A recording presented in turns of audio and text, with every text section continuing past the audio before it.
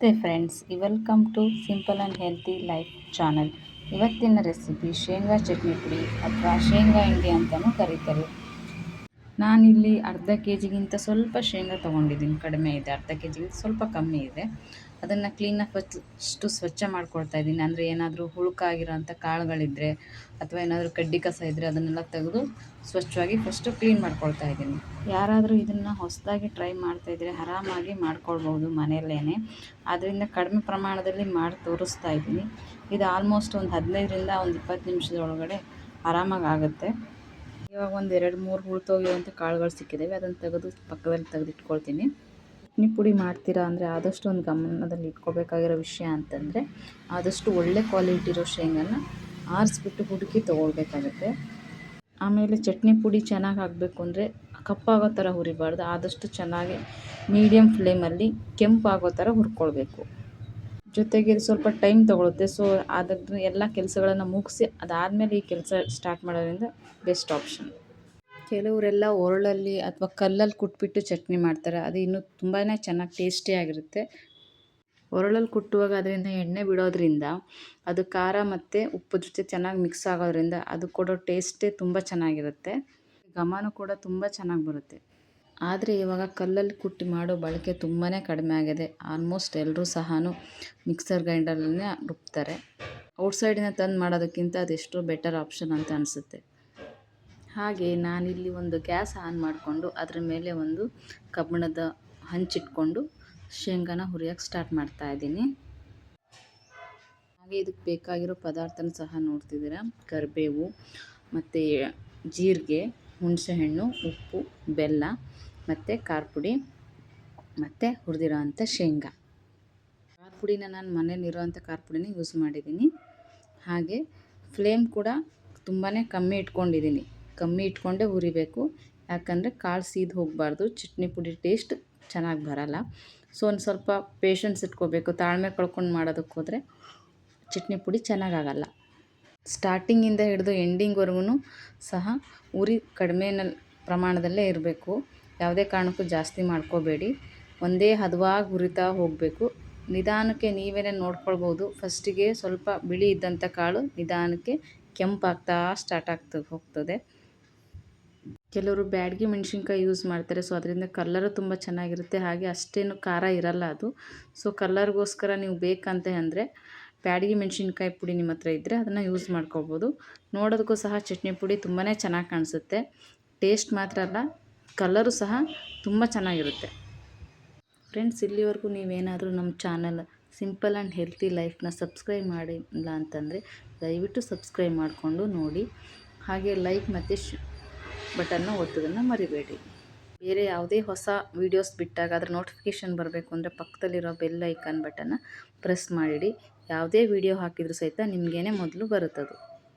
ಎಲ್ಲಾದರೂ ಆಚೆ ಟ್ರಿಪ್ ಹೋಗುವಾಗ ಅಥವಾ ಫ್ಯಾಮಿಲಿ ಜೊತೆ ಏನಾದರೂ ಫಂಕ್ಷನ್ಸ್ಗಳಿಗೆ ಹೋಗುವಾಗ ಅಥವಾ ಯಾರಿಗಾದರೂ ಊಟಕ್ಕೆ ಮಾಡ್ಕೊಂಡು ಹೋಗುವಾಗ ಈ ಥರ ಚಟ್ನಿ ಮಾಡ್ಕೊಂಡು ಹೋಗೋದ್ರಿಂದ ತುಂಬಾ ಚೆನ್ನಾಗಿರುತ್ತೆ.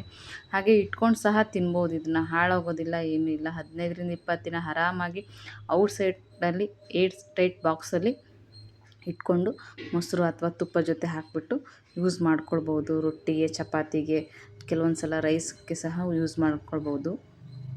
ಶೇಂಗಾ ಯಾವ ಥರ ನಿಧಾನಕ್ಕೆ ಕಲರ್ ಬಣ್ಣ ಬದಲಾಗ್ತಾ ಇದೆ ಅಂತ ಹೇಳಿಬಿಟ್ಟು. ಇವಾಗೆಲ್ಲ ಆರ್ಗಾನಿಕ್ ಶೇಂಗಾ ತುಂಬ ಕಡೆನೇ ಸಿಗ್ತಾ ಇದೆ. ಆದಷ್ಟು ಸ್ವಲ್ಪ ಹುಡುಕಿ ಪ್ರಯತ್ನ ಮಾಡಿ ಸ್ವಲ್ಪ ಕಷ್ಟಪಟ್ಟು ತೊಗೊಂಡು ಬಂದರೆ ನಮ್ಮ ಹೆಲ್ತ್ ಕೂಡ ಚೆನ್ನಾಗಿರುತ್ತೆ. ಶೇಂಗಾ ತಂದಾಗ ಏನಾದರೂ ಸ್ವಲ್ಪ ಹಸಿ ಅಂಶ ಇದೆ ಅನ್ನೋದಾದರೆ ಆದಷ್ಟು ಸ್ವಲ್ಪ ಬಿಸಿಲಲ್ಲಿಟ್ಟು ನಂತರ ಈ ಥರ ಗ್ಯಾಸ್ ಮೇಲೆ ಹುರ್ಕೊಂಡ್ರೆ ಚೆನ್ನಾಗಿ ಬರುತ್ತೆ. ಆದಷ್ಟು ಕಬ್ಬಿಣದ ಕಡಾಯಿ ಅಥವಾ ನಾನ್ ಸ್ಟಿಕ್ ಕಡಾಯಿನ ಯೂಸ್ ಮಾಡಿರಿ. ಹಾಗೆ ಒಂದೇ ಪ್ರಮಾಣದಲ್ಲಿ ಸುತ್ತಲೂ ಒಂದೇ ಥರನೇ ಹುರಿತವೆ.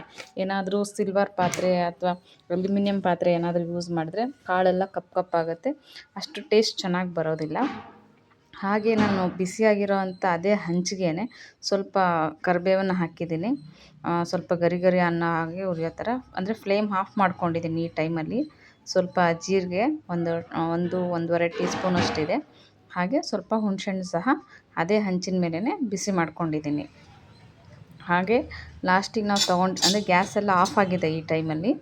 ಲಾಸ್ಟಲ್ಲಿ ಸ್ವಲ್ಪ ಖಾರ ಪುಡಿನ ಉಗುರು ಬೆಚ್ಚಗೆ ಅನ್ನೋ ಥರ ಮಾಡ್ತಿದ್ದೀನಿ. ಅಂದರೆ ಗ್ಯಾಸ್ ಏನೂ ಆನ್ ಆಗಿಲ್ಲ. ಸ್ವಲ್ಪ ಆಫ್ ಆಗಿರೋ ಗ್ಯಾಸಿನ ಮೇಲ್ಗಡೆ ಹಾಕ್ಕೊಂಡಿದ್ದೀನಿ. ಹಾಗೆ ಸ್ವಲ್ಪ ಕಾಳನ್ನು ಎಲ್ಲ ತೆಗೆದು ಆರೋದಕ್ಕೆ ಅಂತೇಳ್ಬಿಟ್ಟು ತೆಗೆದಿಟ್ಟಿದ್ದೆ. ಕಾಳು ಇವಾಗ ತಣ್ಣಗಾಗಿದೆ, ನೋಡ್ತಾ ಇರ್ಬೋದು. ಕಾಳನ್ನು ಒಂದು ಮರದಲ್ಲಿ ಹಾಕ್ಕೊಂಡು ಒಂದು ಕಲ್ಲು ತೊಗೊಂಡು ಸ್ವಲ್ಪ ಸಿಪ್ಪೆ ಬಿಡಿಸ್ತಾ ಇದ್ದೀನಿ. ನನಗೆ ಈ ಮೆಥಡ್ ಈಸಿ ಅನಿಸುತ್ತೆ. ನಿಮಗೆ ಯಾವ ಮೆಥಡ್ ಈಸಿ ಆಗುತ್ತೆ ಅನ್ನೋದನ್ನು ನೀವು ಯೂಸ್ ಮಾಡ್ಕೊಳ್ಬಹುದು. ಹಾಗೆ ನಾನಿಲ್ಲಿ ಶೇಂಗಾ ಹಿಂಡಿ ಮಾಡೋದಕ್ಕೆ ಯಾವುದೇ ಥರದ ಎಣ್ಣೆ ಏನು ಬಳಸಿಲ್ಲ. ಯಾಕೆಂದರೆ ಶೇಂಗಾದಲ್ಲೇ ಎಣ್ಣೆ ಅಂಶ ಇರುತ್ತೆ. ಕೆಲವರು ಯೂಸ್ ಮಾಡ್ತಾರೆ, ಅದು ನಿಮ್ಮ ಇಂಟ್ರೆಸ್ಟು. ಬೇಕಂದರೆ ಎಣ್ಣೆನ ಬಳಸ್ಕೊಳ್ಬೋದು. ಹೀಗೆ ಸ್ವಲ್ಪ ಸ್ವಲ್ಪನೇ ಕಲ್ಲಲ್ಲಿ ಉಸ್ತಾ ಸಿಪ್ಪೆ ತೆಗೆದುಬಿಟ್ಟು ಕೇರಿ ಅದನ್ನು ಕ್ಲೀನ್ ಮಾಡ್ಕೋಬೇಕು. ನನಗೆ ಈ ಮೆಥಡೇ ತುಂಬಾ ಈಸಿ ಮತ್ತು ಕಂಫರ್ಟಬಲ್ ಆಗುತ್ತೆ. ಸೊ ಹಾಗಾಗಿ ಇದೇ ಥರನೇ ಮಾಡ್ತೀನಿ ಯಾವಾಗ್ಲೂ. ನೋಡ್ತಿರ್ಬೋದು ನೀವು ಎಷ್ಟು ಸಿಪ್ಪೆ ಬರುತ್ತೆ ಅಂತ ಹೇಳ್ಬಿಟ್ಟು ಇವಾಗ ಕೇರಿದಾಗ. ಇವಾಗ ನೋಡ್ಬೋದು ಹುರಿದು ಕ್ಲೀನ್ ಮಾಡಿ ಇಟ್ಕೊಂಡಿರೋ ಅಂಥ ಕಾಳನ್ನ ನಾನು ಒಂದು ಮಿಕ್ಸಿ ಜಾರ್ಗೆ ಹಾಕ್ಕೊಳ್ತಾ ಇದ್ದೀನಿ. ಅದನ್ನೆಲ್ಲ ಸಿಪ್ಪೆ ಎಲ್ಲ ತೆಗೆದಿದ್ದೀರೋಣ ಹಾಕ್ಕೊಂಡು ಲೈಟಾಗಿ ರಿವರ್ಸಲ್ಲಿ ಒಂದು ಸೆಕೆಂಡ್ಗಳ ಕಾಲ ಮಿಕ್ಸಿನ ಆನ್ ಮಾಡ್ಕೊಳ್ಬೇಕು. ಕಂಟಿನ್ಯೂಸಾಗಿ ಆನ್ ಮಾಡಿ ಬಿಡಬಾರ್ದು. ಇದನ್ನು ನೆನಪಲ್ಲಿ ಇಟ್ಕೋಬೇಕು. ರಿವರ್ಸಲ್ಲಿ ಆನ್ ಮಾಡ್ಕೋಬೇಕು ಯಾವಾಗಲೂ ಮಿಕ್ಸಿ ಚಟ್ನಿ ಪುಡಿ ಮಾಡ್ಕೊಳ್ಳುವಾಗ. ಆವಾಗ ಹುಡಿ ಹುಡಿಯಾಗಿ ಬರುತ್ತೆ ಚೆನ್ನಾಗಿ. ಅದನ್ನು ಮಾಡ್ಕೊಂಡಿರೋ ಅಂಥ ಮಿಶ್ರಣನ ತೆಗೆದು ಒಂದು ಬೌಲಿಗೆ ಹಾಕ್ಕೊಳ್ತಾ ಇದ್ದೀನಿ. ಹಾಗೆ ಅದೇ ಮಿಕ್ಸಿ ಜಾರ್ಗೆ ಹುರಿದಿಟ್ಕೊಂಡಿರೋ ಅಂಥ ಜೀರಿಗೆ, ಕರಿಬೇವು ಮತ್ತು ಹುಣಸೆಹಣ್ಣನ್ನು ಮತ್ತು ಹಾಗೆ ಬೆಳ್ಳುಳ್ಳಿನ ಹಾಕಿಬಿಟ್ಟು ಸಣ್ಣಗೆ ತರಿತರಿಯಾಗಿ ಮಿಕ್ಸಿ ಮಾಡ್ಕೊಳ್ತಾ ಇದ್ದೀನಿ. ಅದನ್ನು ಮಿಕ್ಸಿ ಎಲ್ಲ ಆಗಿದ್ಮೇಲೆ ಅದೇ ಪೌಡ್ರನ್ನ ಶೇಂಗಾ ಪುಡಿ ಮಾಡಿಟ್ಕೊಂಡಿರ್ತೀವಲ್ಲ ಅದಕ್ಕೆ ಹಾಕಿಬಿಟ್ಟು ಮಿಕ್ಸ್ ಮಾಡ್ಕೊಳ್ಬೇಕು. ನಿಮ್ಮ ಹತ್ರ ಕುಟಾಣಿ ಕಲ್ಲು ಏನಾದರೂ ಇತ್ತು ಮನೆಯಲ್ಲಿ ಚಿಕ್ಕದು ಅಂತ ಏನಾರು ಇದ್ದರೆ ಅದೇ ಕುಟಾಣಿ ಕಲ್ಲಿಗೆ ಜೀರಿಗೆ, ಬೆಳ್ಳುಳ್ಳಿ, ಕರಿಬೇವು ಅದನ್ನೆಲ್ಲ ಹಾಕಿಬಿಟ್ಟು ಸಣ್ಣದಾಗಿ ತರಿತರಿಯಾಗಿ ಅಲ್ಲೇ ಕೈಯಲ್ಲೇ ಪುಡಿ ಮಾಡ್ಕೊಳ್ಬೋದು. ಅದು ಸಹ ಇನ್ನೂ ಟೇಸ್ಟ್ ತುಂಬಾ ಚೆನ್ನಾಗಿರುತ್ತೆ. ನನ್ನ ಹತ್ರ ಇರಲಿಲ್ಲ ಅಂತೇಳ್ಬಿಟ್ಟು ಮಿಕ್ಸಿಗೆ ಹಾಕಿಬಿಟ್ಟು ಸಣ್ಣಗೆ ತರಿತರಿಯಾಗಿ ಮಾಡ್ಕೊಂಡಿದ್ದೀನಿ.